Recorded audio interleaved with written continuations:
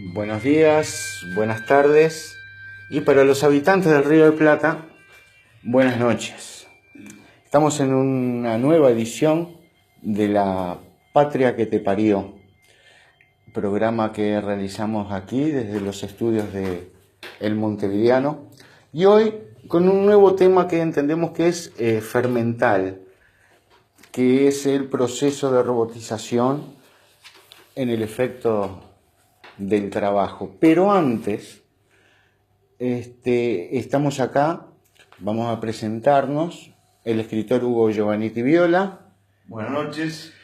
El doctor en Sociología Gerardo Menéndez. Hola, buenas noches. Y como vamos a tratar este tema que entendemos que es de los puntos principales que tenemos que estar en la agenda, compartimos la perspectiva con el sindicalista del PIT-CNT, Gonzalo Scotti. Buenas tardes, Gonzalo, bienvenido. Buenas tardes para todos y gracias por la invitación.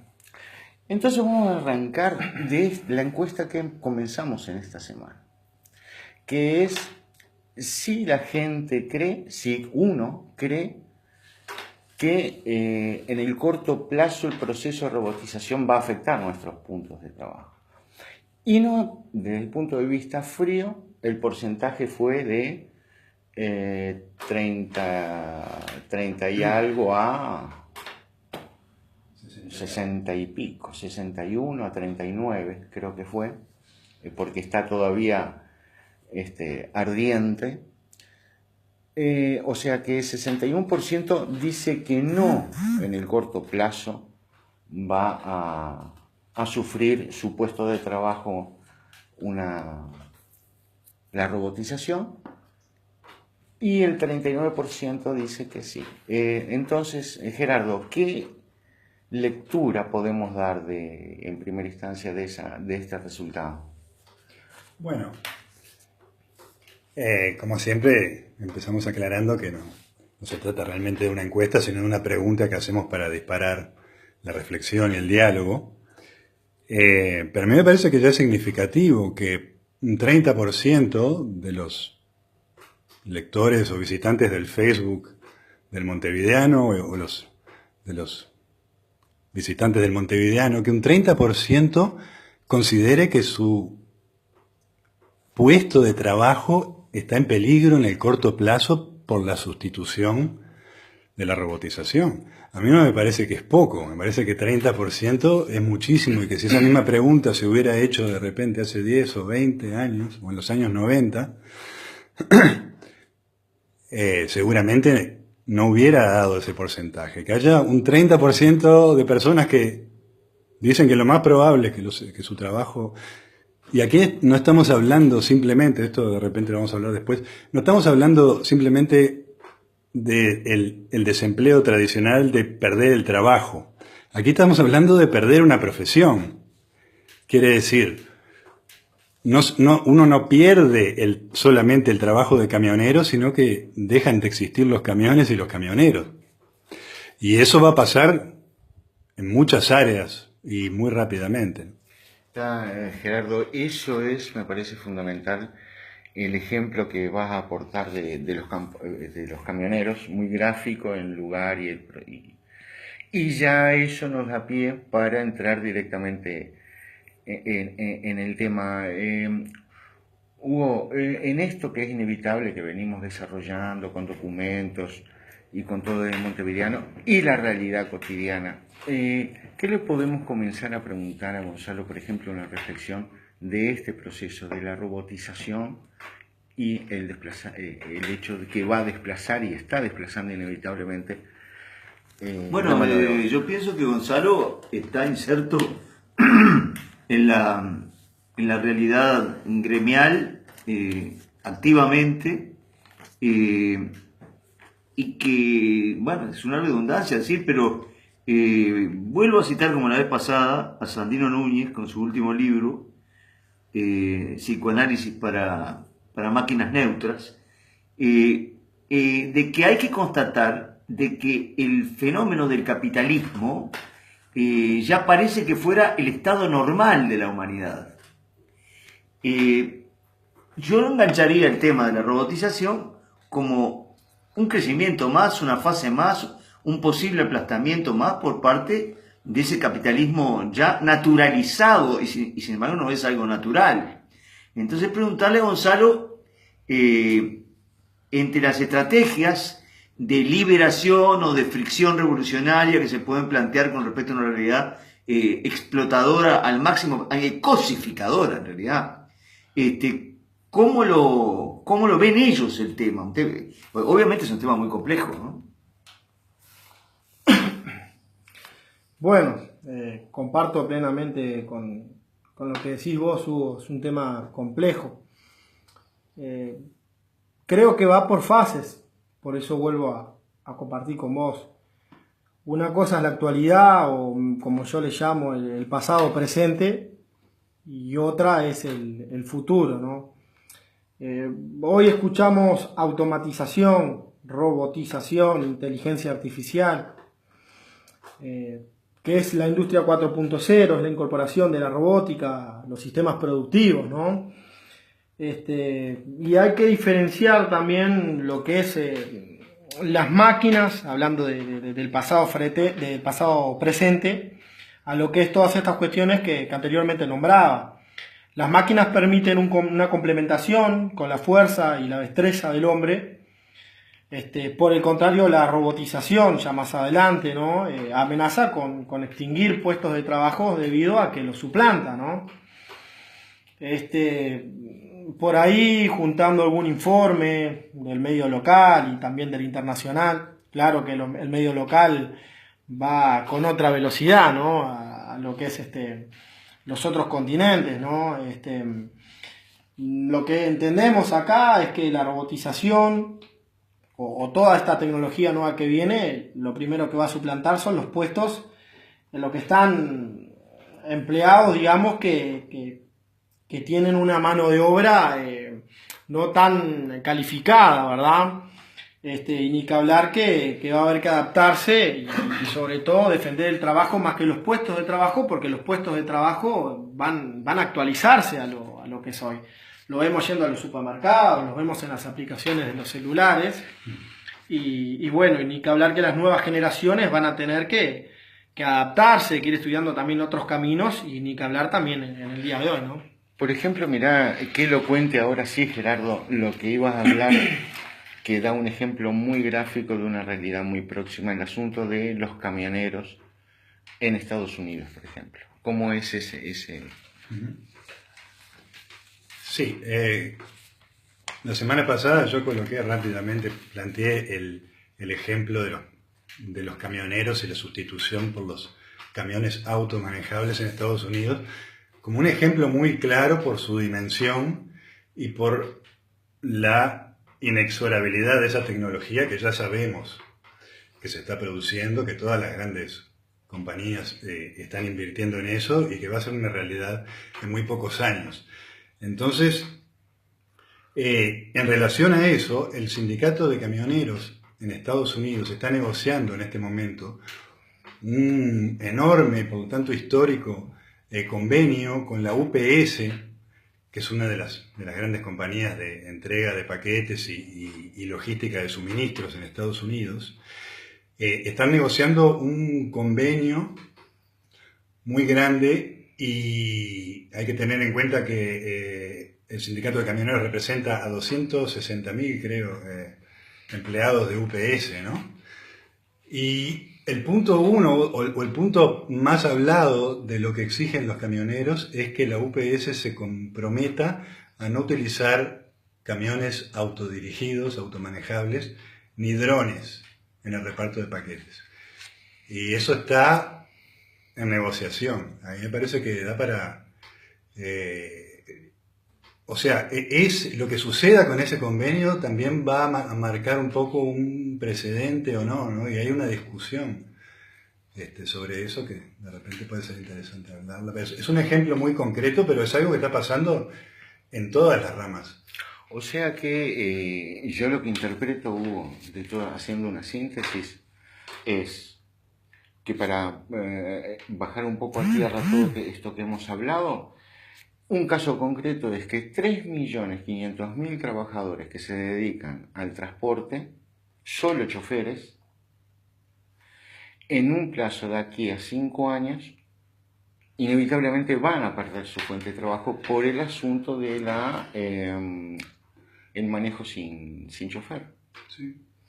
Pero no deja de ser una experiencia comparable a la del crack del año 30, que por otros motivos y de otras maneras mucha gente quedó out de lo que estaba haciendo también, y la crisis económica fue terrible. Digo, me da la impresión que son sismos cíclicos que se van produciendo en el entorno, sobre todo el capitalismo moderno. Sí, está interesante ese punto de vista, Hugo.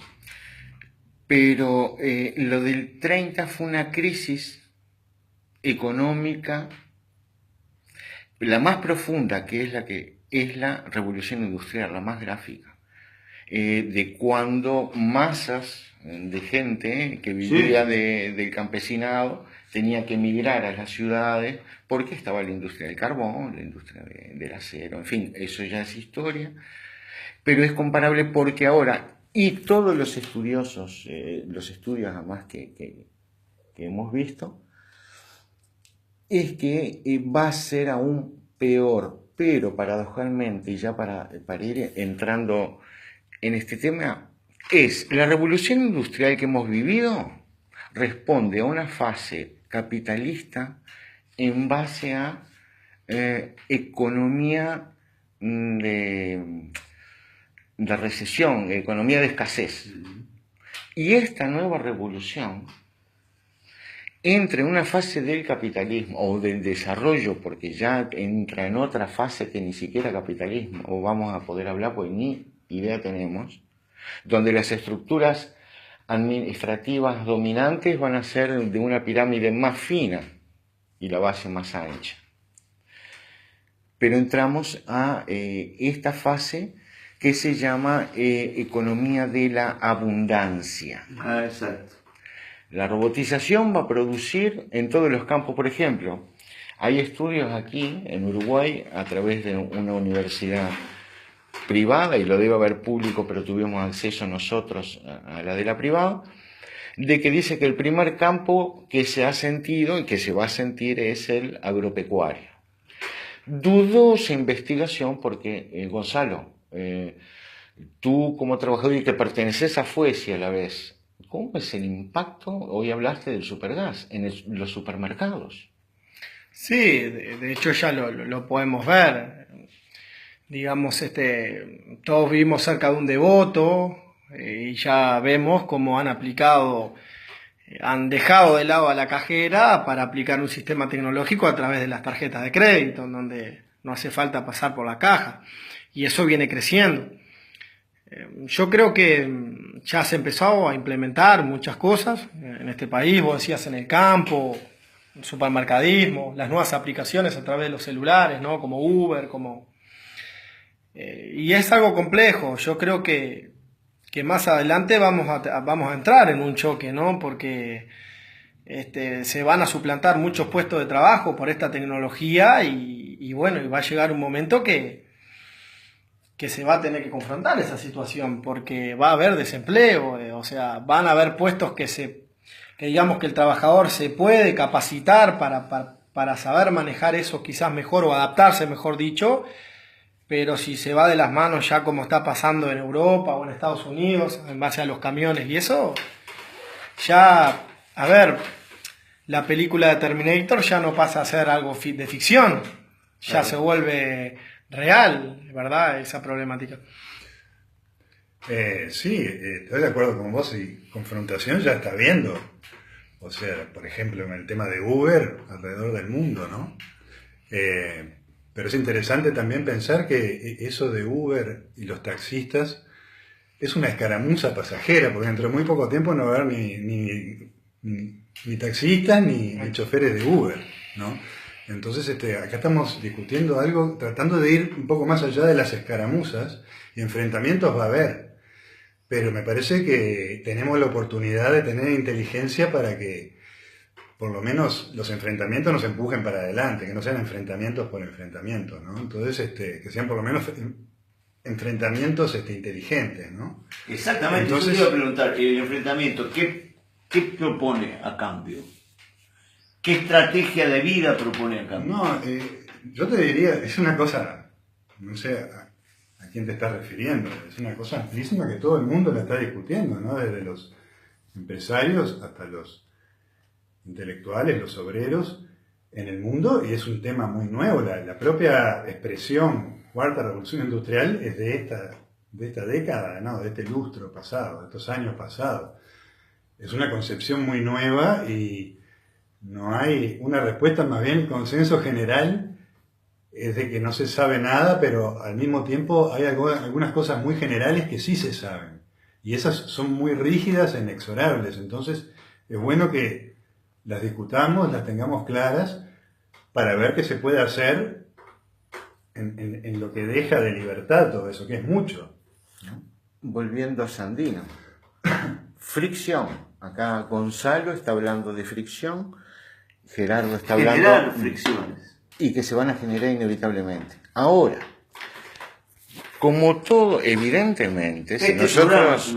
intenta hacer fricciones. Exactamente. Ahora, si todo hace decir de que inevitablemente van a haber en el corto plazo, en 5, 10, 15 años, van a haber masas, millones de trabajadores desempleados porque sus profesiones no van a existir más, haciendo un poco de síntesis.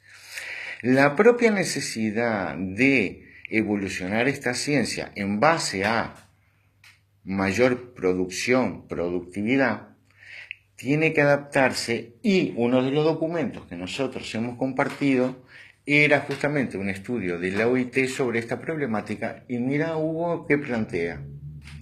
La renta básica universal, sí, para todos los ciudadanos, en un escenario... Que más que habló Gerardo la vez pasada. Exacto. Y hoy compartimos, esta semana compartimos el documento de la OIT, la OIT. Muy recomendable. ¿Sí? Muy recomendable documento. Entonces, imaginamos ese escenario. Evidentemente, los primeros e inmediatos datos de fricción de los trabajadores y de la sociedad organizada toda, perder fuente de trabajo donde, en fin, pero ahí viene el equilibrio. Una renta básica universal.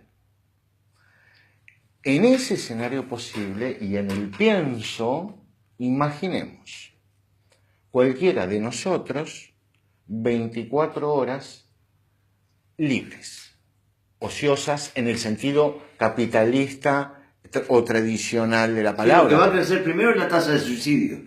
Bien, ahora viene lo otro que esta gente que está estudiando el tema, ¿qué es lo que propone? No solo hay que capacitarse en tecnología para acompañar, pero los drones de UPS lo va a manejar una persona. Que están pensando de que en la educación básica también de humanidad, profundizar las humanidades. Ahí va. Eso es lo que se está hablando. Sí.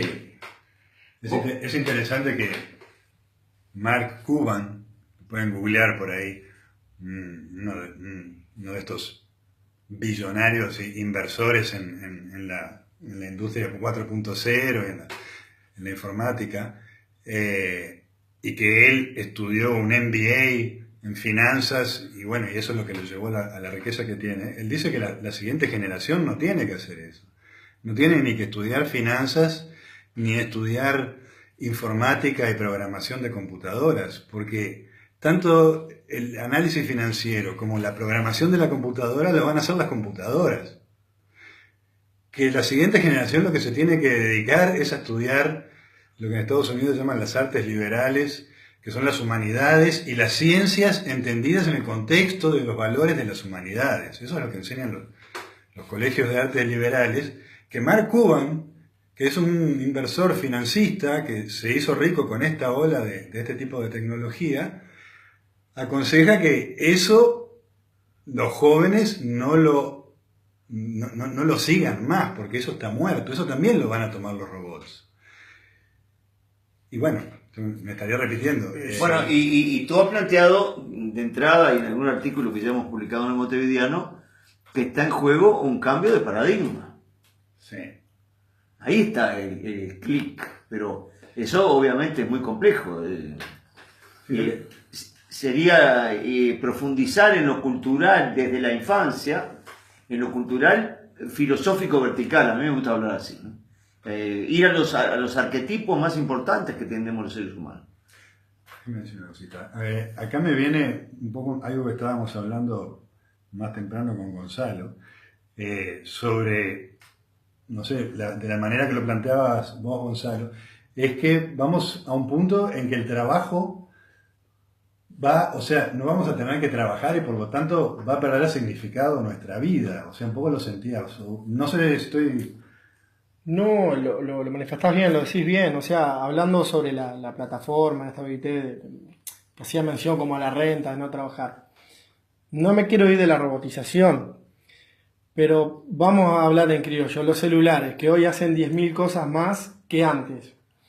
Uno que es joven, va a un boliche y se pone a hablar y las personas no hablan, están con el aparato. O sea, la tecnología ha separado a esas charlas que teníamos antes, ¿no? Y estamos hablando de no trabajar, de ser rentados, pensando en un futuro. O sea, no voy a ir a mi trabajo, no voy a interactuar con los trabajadores, no nos vuelve más fríos también a la misma vez. Y no estoy de acuerdo en ceder todo ese campo, el campo humano, a la tecnología. Porque estamos hablando de dejar la industria a la robotización, estamos hablando de ceder lo que somos como seres humanos a la inteligencia artificial. O sea, no. Sí, seres humanos dispuestos, como decía Álvaro la vez pasada, a la construcción. Y ahí lo engancho, de un nuevo paradigma, de un nuevo proyecto, para hablarlo también en criollo, donde el hombre se sienta más justificado su paso sobre la tierra. Pero a mí me parece que lo planteó muy bien Gonzalo, ¿no? Vamos a estar con la plenitud de tiempo libre, pero vivimos, yo creo, hasta ahora en una atmósfera cultural y ética en que el trabajo es una cosa que dignifica y como que todo ser humano tiene que trabajar. Y a mí me parece que está excelentemente planteado y eso está respondido o está planteado también en ese informe de la OIT, ¿no? Que nosotros, es esa ética que vivimos actualmente, en la que todos fuimos criados, nuestros padres, nuestros abuelos, que es de valorización del trabajo por sí mismo, no existió siempre en la historia. Y que es un invento protestante y es un invento que fue, según Max Weber, uno de los padres de la sociología, uno de los motores del surgimiento del capitalismo, ¿no? Entonces, es una ética que viene muy vinculada al capitalismo y muy vinculada en general a la mentalidad occidental, el socialismo también. Pero ahora lo que la tecnología nos plantea es, no, tienen que trabajar menos, porque eso lo puedo hacer yo, lo podemos hacer nosotros los robots. Ustedes lo que tienen que hacer es dedicarse al muchísimo más complejo y más inteligente problema de averiguar de dónde venimos todos y a dónde vamos. Ahí aparece. Y qué es la belleza, y qué es... y ayudar a los otros. O sea, los manicomios precisan cantidad de gente trabajando. Las cárceles precisan cantidad de gente trabajando. El mundo precisa psicólogos, coach, gente que está más adelantada en una cosa le enseña a la otra. El mundo precisa artesanos que hacen cosas con las manos que son irrepetibles, que no las va a hacer nunca ningún robot. Eso es lo que se va a valorizar. Y de eso sobra. De lo que ya existe, más todas las profesiones que se dicen que van a surgir que no las podemos imaginar actualmente. Entonces está un poco...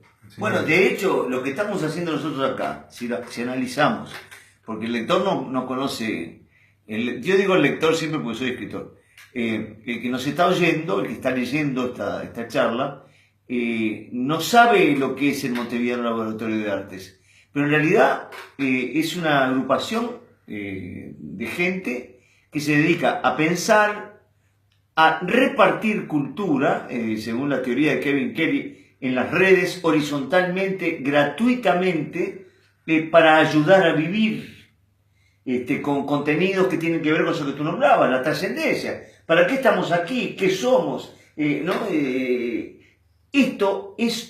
Esto pretendemos que sea una fricción. Desde ese punto de vista, nadie nos está indicando cómo hacerlo.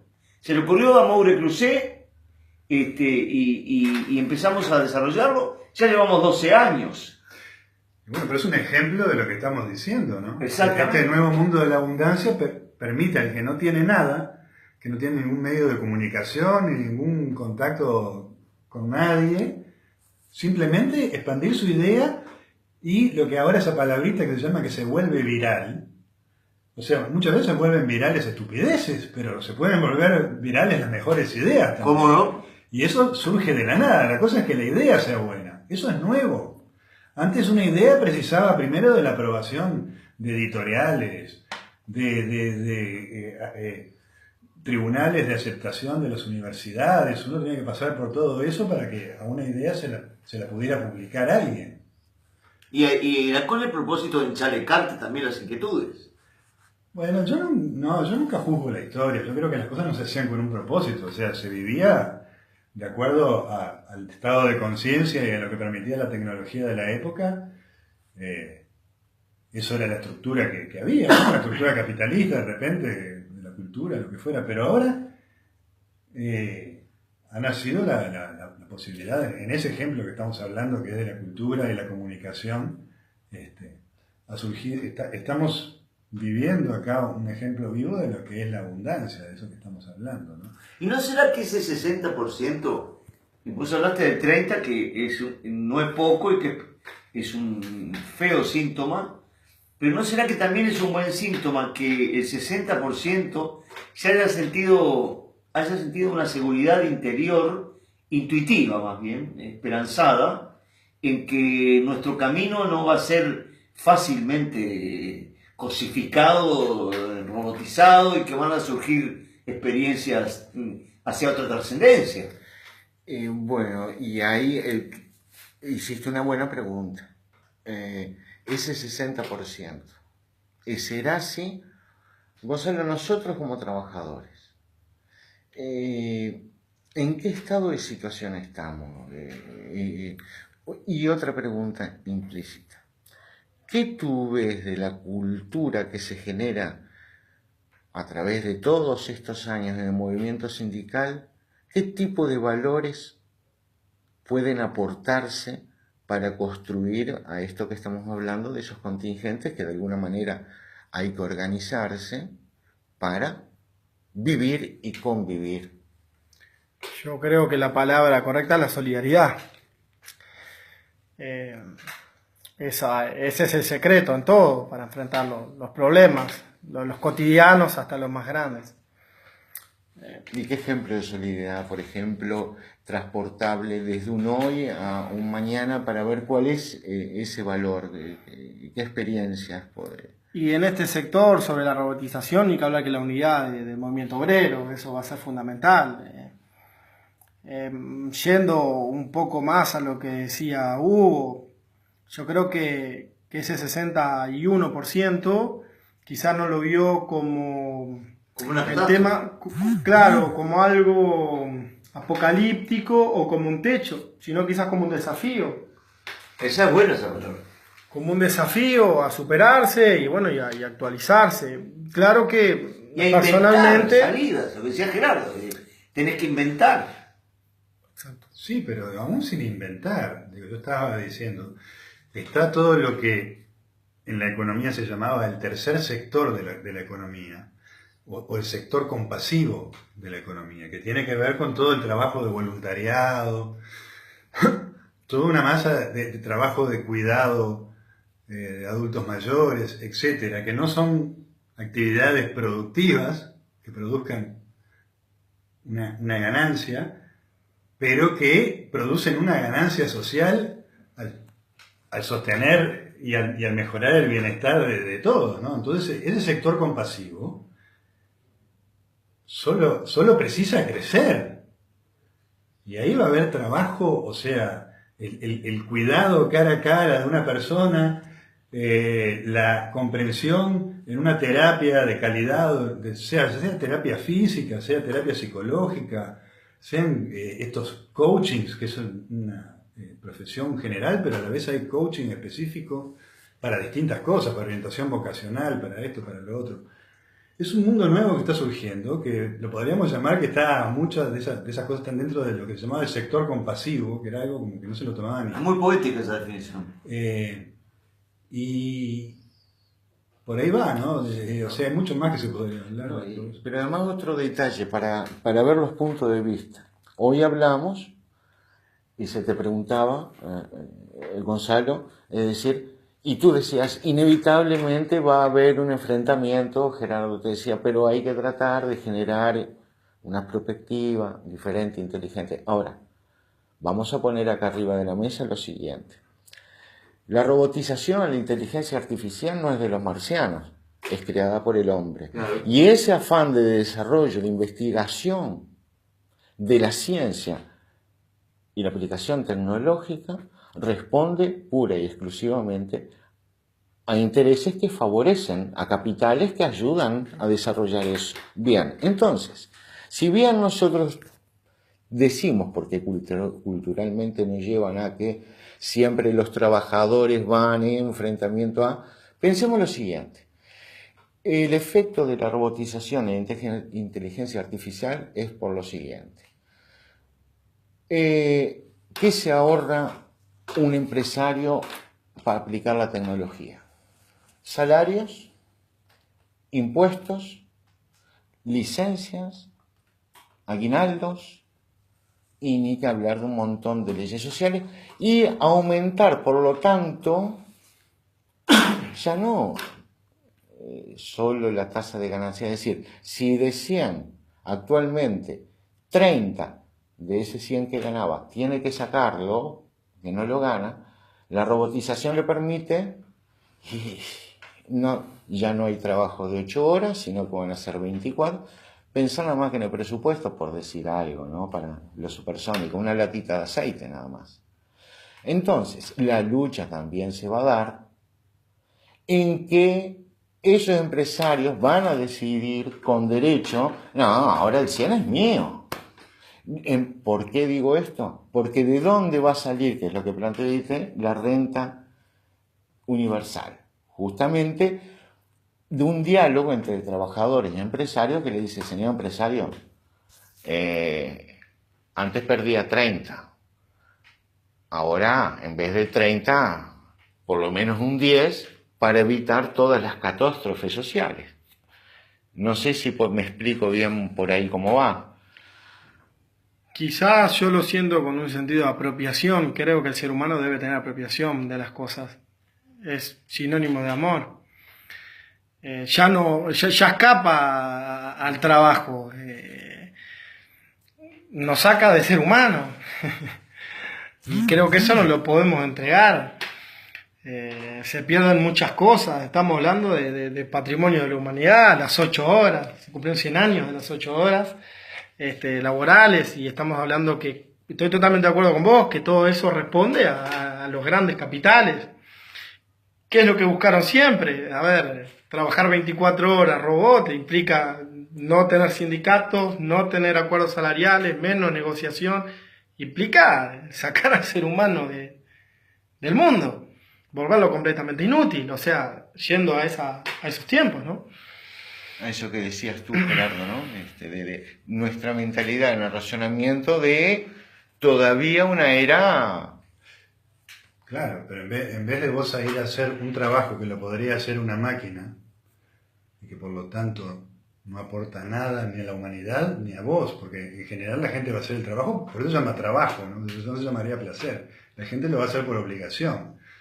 Entonces va a ir a poner un ladrillo al lado del otro durante 30 años, ¿tá? Para que, bueno, lo sabemos, para que haya un capitalista que se lleve esa ganancia, etcétera. Cuando podría usar ese tiempo para trabajar también, pero en algo que a él le parece que es lo que tiene que hacer.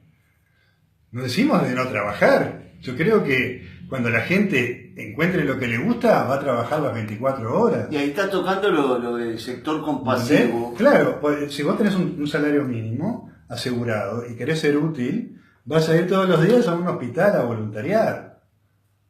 Y ahí aparece el tema de las vocaciones. O te vas a poner a hacer arte. ¿Qué sé yo? Capaz que te vas a ir al casino a timbear. Va a haber de todo, lógico. Y va a haber que buscar instrumentos para que eso no se convierta en... Pero Gerardo, permitido, vos hablaste del sector compasivo.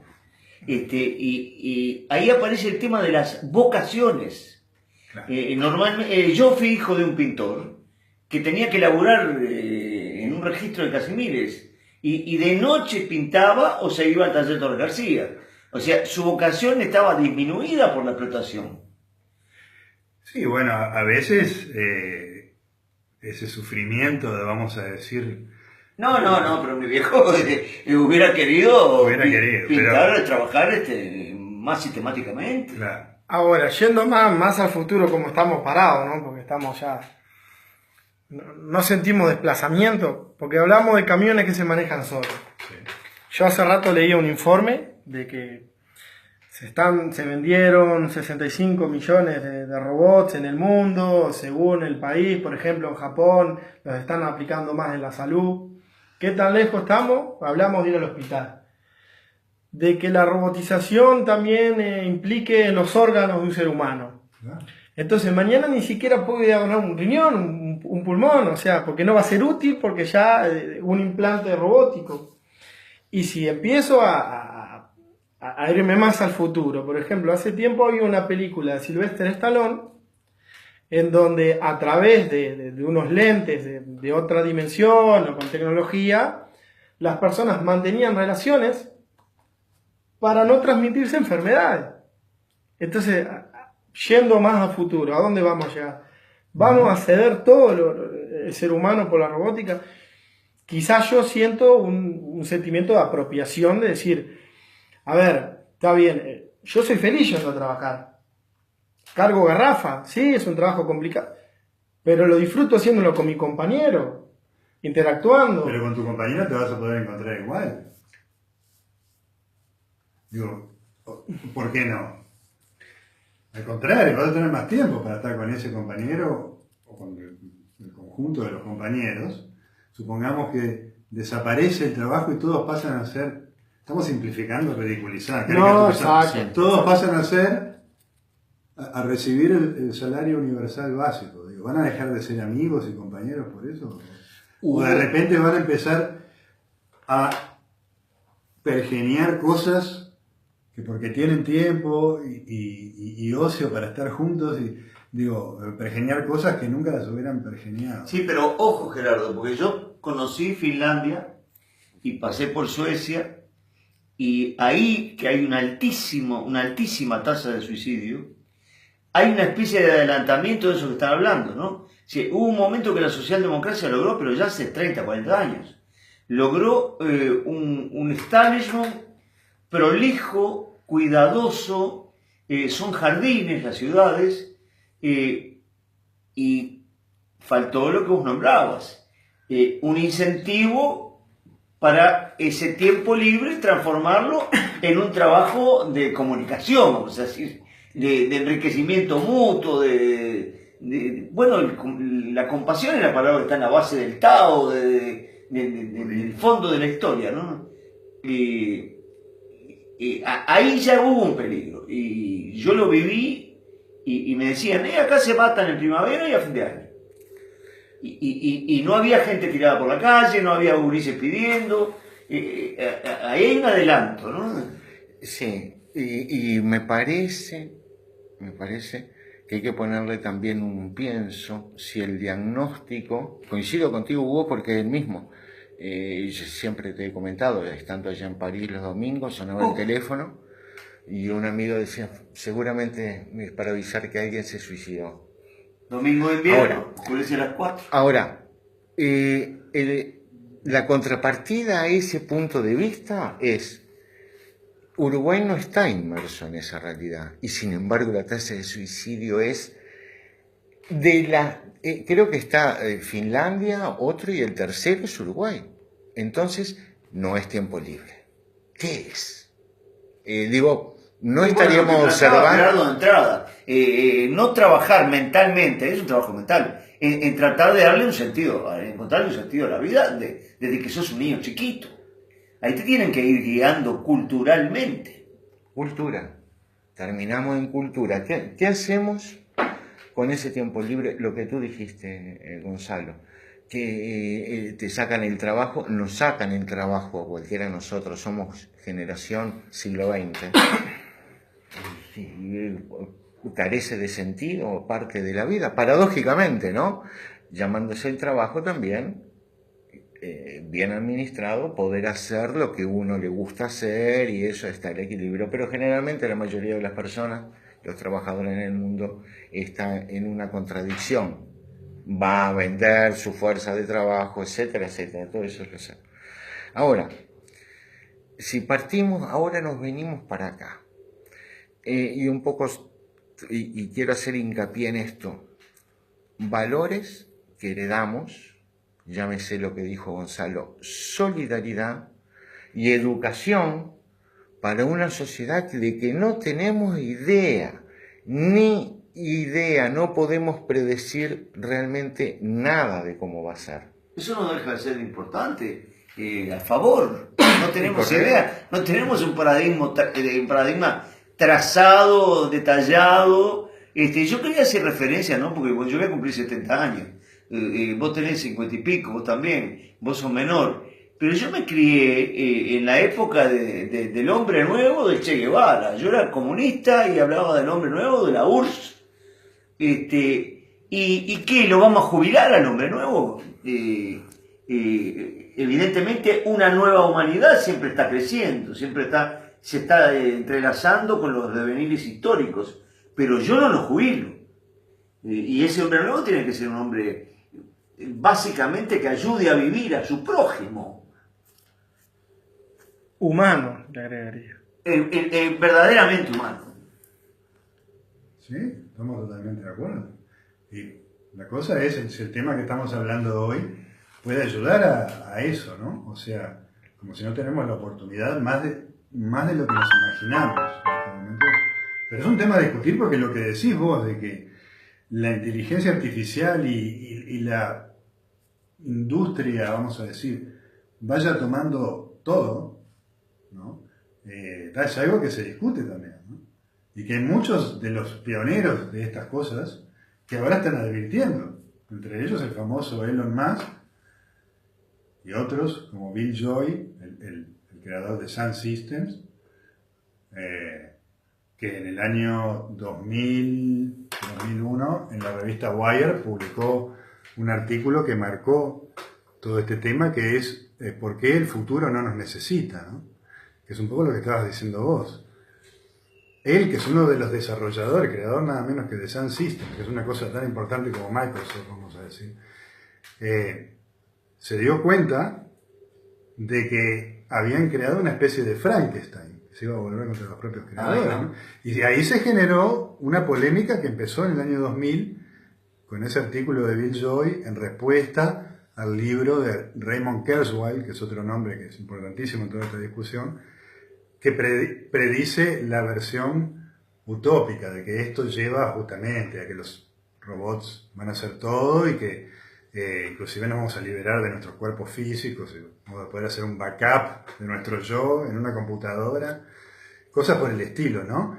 Y Bill Joy le responde en ese artículo diciendo, esto no es un tema gracioso, es un tema peligroso, que podemos estar no son cuentos de Bradbury. Y sigue, y es una discusión que se ha intensificado en los últimos años entre esos propios empresarios y con filósofos que están discutiendo todo lo que se llama el tema del riesgo existencial relacionado a las nuevas tecnologías, ¿no? Sobre todo a la inteligencia artificial. Entonces, lo que está diciendo, fíjate tú, Gonzalo, lo que está diciendo Gerardo, es que esas inteligencias se reúnen. Comentaba Gerardo el programa pasado de que el contenido del último G8 fue justamente el tema Davos. En Davos, donde están los máximos, Empresarios. exacto. El tema fue la inteligencia artificial. Ahora, tú fuiste a un congreso. ¿Se está hablando de estas cosas tan es así? ¿De alguna manera se están empezando a abordar? Sí, por supuesto. Yo le comentaba a Álvaro hace un tiempo, quizás 4 o 5 meses, me invitaron a un congreso de América Latina y el Caribe, un congreso de supergas y petróleo, y se tocó el tema de la industria 4.0 y la verdad, personalmente me asombré, va muy rápido, como decías tú, está instalado en otros países, ¿no? Que van a otro nivel de tecnología. Y bueno, eso de que los autos se manejan solos ya es una realidad. De robot trabajando en petroleras enormes, tanto en Brasil o en otro continente, ¿no? En Europa también es real. Y bueno, y es una preocupación el crecimiento de esa tecnología porque va a atacar al hombre. Ahora, volviendo a lo que hablábamos unos minutos anteriores, la tecnología a beneficio del hombre, no el hombre a beneficio de la tecnología. No, es el viejo dilema. Exacto. Entonces digo, está bien, creo en la capacitación, en que las cosas se deben actualizar con conocimientos, ni que hablar que desde las generaciones que vienen, pero creo que vamos a tener que poner el límite en un futuro, vamos a tener una fricción, porque no podemos perder cuestiones históricas en la humanidad, el derecho al trabajo. No imagino la vida sin trabajar, o sea, pero no va a dejar de existir el derecho al trabajo, va a dejar de existir la obligación del trabajo, es distinto. Sí, quizás. Nadie te va a prohibir trabajar, al contrario, como te digo, hay cantidad de cosas que no le pueden hacer los robots en las que más se necesita gente. Digo, para empezar, que los padres críen a los propios hijos, o las comunidades críen a los propios hijos, y no que los críe una niñera. Eso ahí ya hay mucho para... Con las pastillas de la televisión. Mucho que se podría hacer más significativo que ir a hacer un trabajo que no significa nada, que lo vas a hacer por obligación. Ahora, convengamos que es una posibilidad, Gerardo. ¿Qué cosa? Lo que estás diciendo. Es una posibilidad cierta que sería interesante, pero en realidad todavía no sabemos a qué nos enfrentamos y porque va a haber fricción, porque el tiempo libre a qué nos va a llevar, qué vamos a hacer. ¿Y cómo se va a implementar? ¿Y cómo se va a implementar? ¿No? Porque fácil es decir ingreso universal, ¿cómo eso de dónde va a salir? Eso, impuestos a la robotización no es tan simple, lo plantea el documento de la OIT, porque ahora todavía podemos distinguir más o menos en una empresa qué es lo que hace la inteligencia artificial y qué es lo que no, pero eso cada vez va a estar más imbuido en todo y va a ser difícil discriminar qué es un robot, qué no es un robot. Y entonces grabar a la industria puede dar un problema de caída en la inversión, ¿no? No es tan fácil. Los economistas supongo que no la verán tan fácil, simplemente se reparte plata a la gente, se le saca a los robots, qué significan los robots, qué sectores son los robotizados, qué sectores no. Todo eso va a tener conflictos y estos futuristas que hablan de lo positivo tampoco dejan de reconocer que vamos a entrar en una fase en que va a correr sangre, vamos a decir, ¿no? Y la cosa es minimizar la sangre y maximizar la creación de nuevas estructuras institucionales, porque las estructuras institucionales se defienden por sí mismas, aunque deje de existir lo que les dio sentido, ¿no? Entonces, cuando hay un cambio tan grande, hay instituciones, intereses corporativos que van a pelear, no son solamente los empresarios, ¿no? Hugo, ¿ibas a decir algo justo?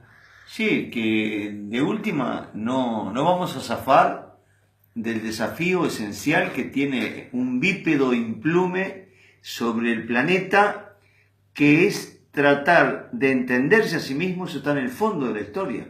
conocerse a sí mismo y encontrar no solamente tesoros exteriores, sino tesoros interiores que lo pueden llegar a llevar, esa es para mí la propuesta que habría que hacer desde todo ángulo cultural, al margen de distintas religiones, culturas, filosofías, es a llegar a vivir en la... No está mal la palabra felicidad, que está muy devaluada, en el bienestar de sentirse viviendo en un presente eterno. De recuperar el valor de eternidad que uno lleva dentro, que te hace dejar de tenerle miedo a un futuro y no mirar para el pasado. Y eso te hace actuar mejor con tu prójimo. Igual. Y actuar mejor con tu prójimo te lleva a eso también. Claro, enseguida se te sentís mejor. O sea, una pregunta, porque si no parecería como que la oveja se saca la cara y tiene el lobo, ¿no? Yo me quedo con lo que decía vos, Hugo, o sea, no jubilo al hombre perfecto, no desde el sentimiento comunista, Che Guevara, Lenin, más, pero el revolucionario va a pasar a ser Robocop, o sea, pero sacando eso.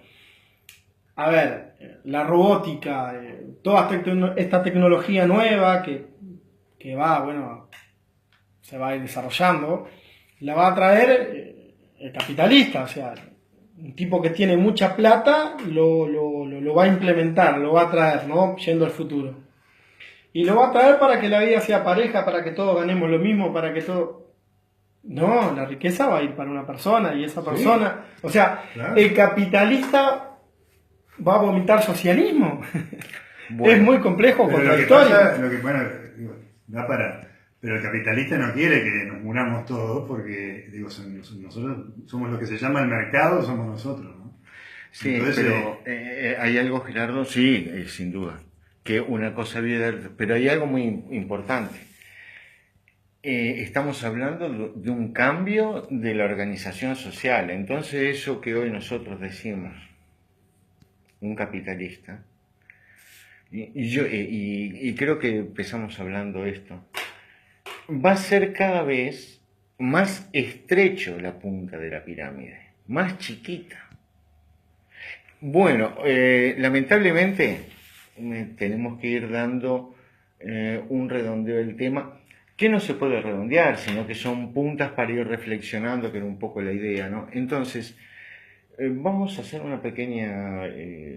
un redondeo personal, cada uno, qué opinamos y más o menos, o qué reflexión nos merece para compartir Hugo, ¿cómo redondearías a pesar de que lo que acabaste de decir? Intervine ahí en la pregunta y yo tengo una esperanza y una fe en la programación, en el ADN de la evolución del espíritu humano, que no me hace confiar ciegamente, me hace confiar firmemente y combativamente en que la vida no está mal hecha y que siempre en estas crisis cíclicas aparece la heroicidad.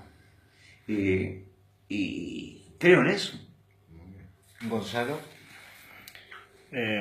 Casi que las mismas palabras de Hugo. Creo en el ser humano, creo en la humanidad, la solidaridad, en un mundo mejor, pero la tecnología a beneficio del hombre, no el hombre a beneficio de la tecnología. Y mucho menos cuando, a ver, somos todos, desde la cultura, del trabajo, somos todos luchadores sociales, acá en definitiva. Luchamos constantemente contra el capitalismo y la solución la va a traer el hombre, no lo va a traer el capitalismo para la igualdad en condiciones de trabajo, en condiciones salariales, en condiciones alimenticias. ¿Cuántos millones se gastan en robótica y en tirar misiles y en el África sigue habiendo hambre? Entonces, vuelvo a repetir, la tecnología a beneficio del hombre y no el hombre de la tecnología. Gerardo. Totalmente de acuerdo con todos ustedes. Y podría concluir con muchos de los puntos que hemos hablado y otros que quedaron sin hablar, porque este tema es vasto, pero vos, Alvarito, dejaste ahí el tema de la desigualdad relacionada a este cambio, ¿no? Y la concentración de la riqueza que ya está viendo. O sea, Bill Gates es el prototipo y podríamos nombrar varios más, y son un puñado, que se han enriquecido con su inteligencia, sí, sin duda, pero se ha convertido en un oligopolio y en una especie de casta que ahora le asociamos con ese nombre Silicon Valley, ¿no?